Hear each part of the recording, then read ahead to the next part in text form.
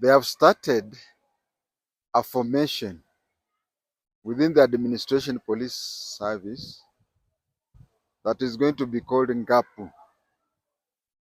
Going to be called NGAPU, National Government Administration Police Unit. It will have a commandant whom I guess will be based in Nairobi, and then maybe we'll have people like each county will be having, let's say, a senior superintendent heading GAPU, each county, and each sub-county may be having a superintendent heading GAPU. I don't like the idea. I am not for the idea. It is not necessary. I don't know where to start, but what I'll say is that the 2010 Constitution created one police service. It removed the APs from provincial administration, now called NGAO. Now a way has been found to take some APs back to the provincial, which now is called the National Government Administration. They are taking it to a formation of the AP. They are taking it back to administrators. I don't like it. If you ask me, since the integration of the two, there are some general duty police officers, than I don't know, you people are used to calling them regular police. There are some GDs who were, very few of them who were transferred to AP. But the number of APs who were transferred to general duties were many. I have been observing the former APs who are now in GD. I have been observing the APs who remained in the AP. To me, we had not even fully integrated them. They still have the UAP, haiwatoki,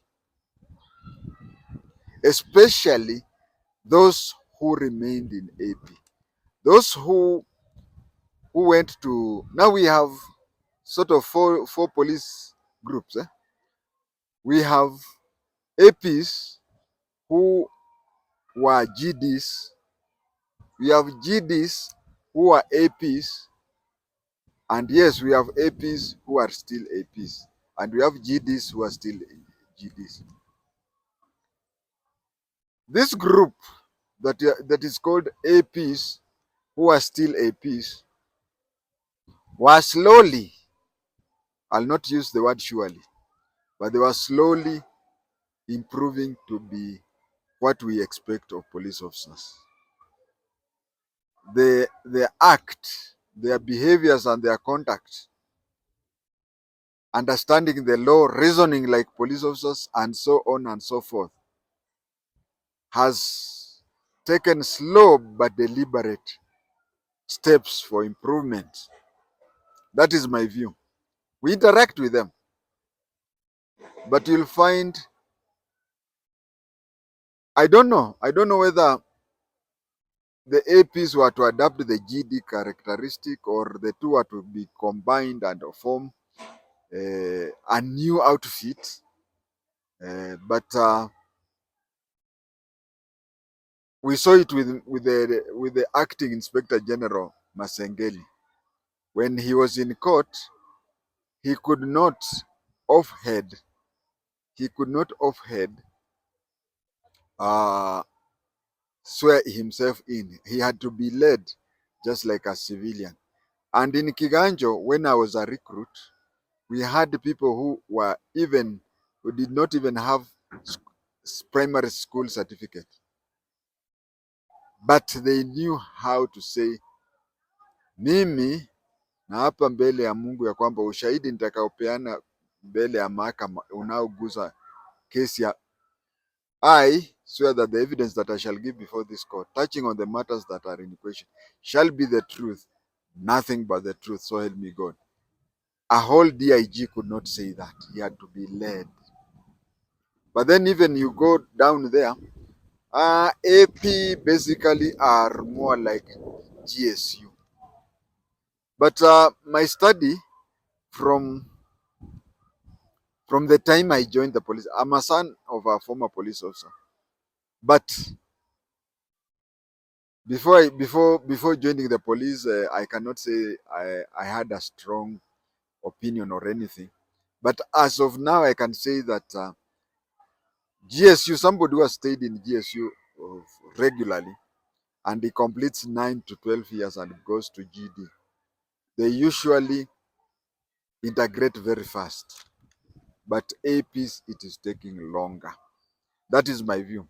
And what we would have done is we should have improved on that. It is said that the administration, the former provincial administration, which now is called the National Government Administration officers, GAO, have been feeling that their work is not complete without having APs there. Actually, I would want APs and APs and KPS, GDs, to do what is contained in the National Police Act. In fact, we should even look for a way where security companies of the highest level have a section that they are allowed to have arms. It is really bad for an AP to guard a bank if we can have armed private security company doing that. Why? Let us take it this way. This AP is guarding a bank. The bank, there is a form which was there even during my time, which was called private hire for police officers. Now, on that day that he's working on your private affairs, you pay for it because there is a form and it is listed there. It is listed that if the police officer has to be in your premises without a gun, so much, and with a gun, so much. Two, there are 3 levels of salary of payment. Are you hiring a member of the inspectorate? Are you hiring an NCO? Or are you hiring a constable? Now, you may find that hiring 3 constables may be equal to 1 inspector and 2 NCOs. So it is something like that. But when you have hired, let's say from morning till evening, they are at your place for private work. Like banking, it's private. Still that AP at the end of the month, he is paid salary by the taxpayer. Now, if they have to do that work, then it should be that for the period that he was working there, if it will take us long to have elite security guards who will be armed, then it means that if an AP is guarding a premises like a bank, then for the period, let's say for the month of this month, then it means that the national government shall not pay that AP for that time because he was not working for the whole country. Or they continue being paid the way they are being paid. But then on top of the allowances that banks offer, APs on top of what the banks offer, the APs should get an equivalent amount of what that AP earns. For example, if the AP is earning 20,000 shillings per month, on top of what he's being paid by the bank for standing there armed the whole day, the the bank should pay the administration police service equivalent, refunding the money that the taxpayer had paid this one. Now let us go back to the issue of GAPU. After after the 2010 constitution, this is how the relationship went on between administration police service and GAO. First of all, I've even uploaded a video where I have said that I do not I want APs to change their names and remove the name administration because they have been delinked from administration from GAO. That one I've already commented.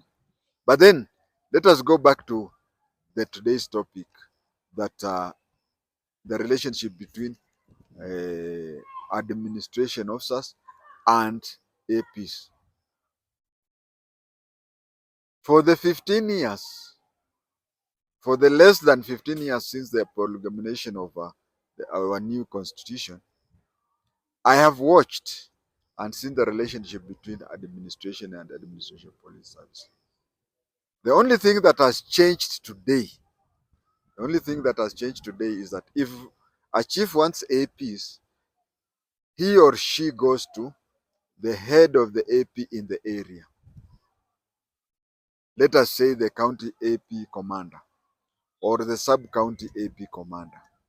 The chief goes there, tells the sub-county commander, AP commander, that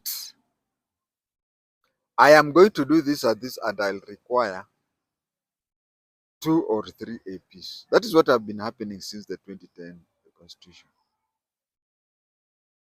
And up to now, I have not seen any incidents where an administrator has requested for APs and has been denied or even delayed. It has never been happening that way. I've seen cases where a chief wants work from APs and they just tell him, ongea na mkubwa. Now we are reverting to a situation where a chief can, okay, not the whole AP now, but the GAPU, the chief can handle the APs, the few whom he or she will be given, in the way the chief wants. It has gone back to where it was. Of course, we have some things that have their backgrounds, and I'll give a few examples. But this one, I would not accept it because I've even, as I've said, I've seen cases where APs, when the chiefs want AP or even administration officers want APs, in fact, the wording is request, but what I've been seeing, I think it has been, the wording is supposed to be a request, but what I know is that in actual word it has been information. If you ask me, I would say that whatever has been happening is information. The administrator just informs the, the, the administrator just informs the head of the AP and I would require this and this. And then there is the example that they gave of what happened in Malava. Malava is near my home area. I know Malava. I know the incident. I cannot say this is one of the cases where people misuse an unfortunate issue. I heard them saying that the incident where the assistant chief in Malava happened, if we had the APs under the assistant chief, we would not have had that such a case or something like that. And so they were justifying that. Those are crocodile tears because they wanted for a formation to be started and for somebody who doesn't know about formation, the biggest formation in the Kenya in the National Police Service is the GSU. So to start a formation like GSU, although a very smaller one, because of course you cannot compare some formations with others. I think the biggest is GSU. The second biggest is stock theft. Then maybe border patrol unit, something like that. Critical infrastructure protection. Those are, but we have minor formations. We have a minor formation like now this one which are starting as calling GAPU. But I really did not. I really do not see the need because I have never come across a situation where the administrators would want APs and whatever. And what happened in Malava, okay, it happened a few days before they launched this one. So they felt happy to use that one as an excuse, although it was a sad case. Now, what happened is that within Malava, because of cattle rustling and so on, it was said that animals should be, people should start transporting animals at a certain time.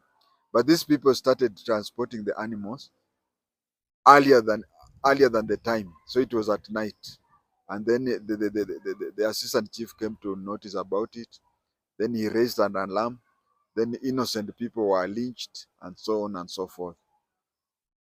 First of all, I blame the person who employed those people, because if you are doing something like that, you should have even seen the chief the day before and say that today I'll be passing here because I'm taking the cattle to Kakamega and I have to leave very early.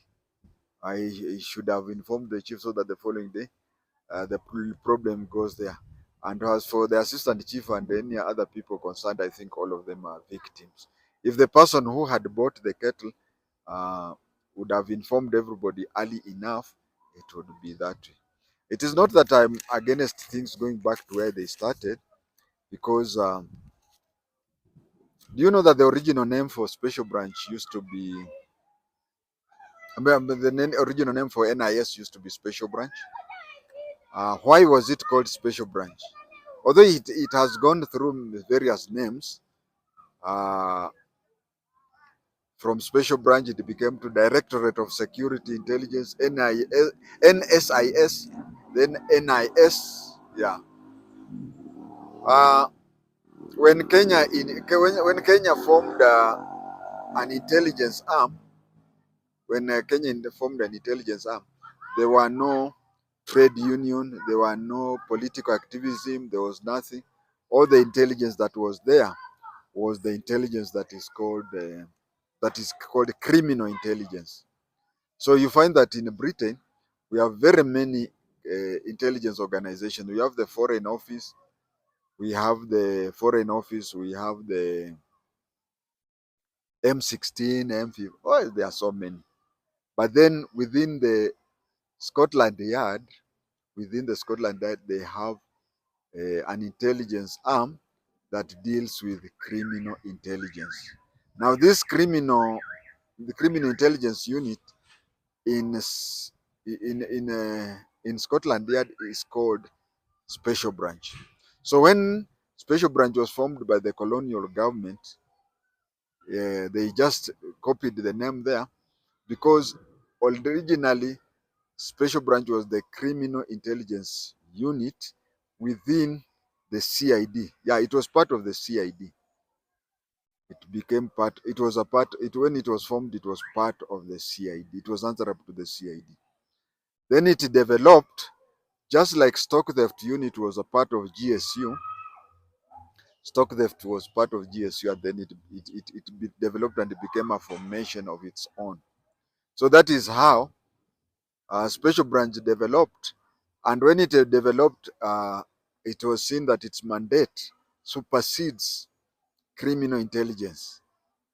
That was in 1968, and that is when it was decided that in 1968 that it becomes a national intelligence organization in the office of the president, but manned by police officers.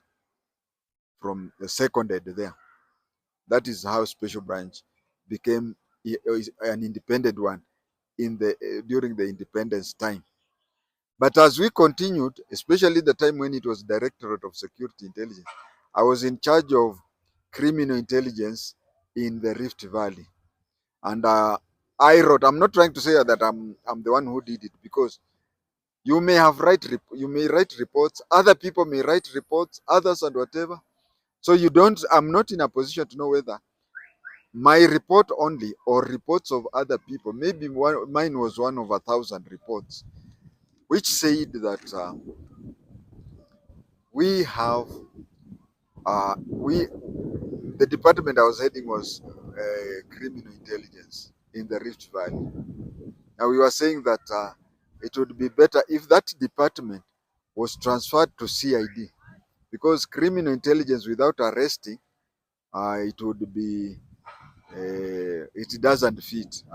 Somebody who is the intelligence officer who is investigating crimes should be a CID officer, and that is why sometimes I don't know when uh, the CID formed CIU, Criminal Intelligence Unit. I even know one of the superintendents who was in charge of them. I don't want to mention his name. Was my classmate in my basic intelligence officers course in 1984. So some people from the Directorate of Security Intelligence were transferred. Some people were transferred to CID, never to go back, where they started this criminal intelligence unit, CIU. CIU later developed and became CRIP, Crime Research and Intelligence Bureau. So you find that that is now special branch, which was going back to the CID, because in Britain, special branch was a criminal intelligence unit. That thing, if you reach somewhere and you find that your mandate encourages you to go back to your former whatever, because special branch metamorphosed itself from CID, and then some officers also went back and formed CIU and now CRIB. That is encouraged. But then, if we are to talk about NGAPU, that is, I don't agree with that. But how does that one come? I can tell you without fear of contradiction that when you have a very powerful person near the president, usually he changes things towards his own way. You remember when Hezekiah Yugi was the chief secretary, he started something to do with special deal.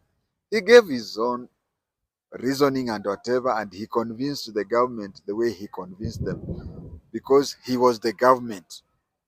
I suspect that this gap, just as I said that it was not brought about by, not let nobody cheat you that it was brought about by Malava issue, because Malava issue happened, and then 48 hours later, they have started GAPU.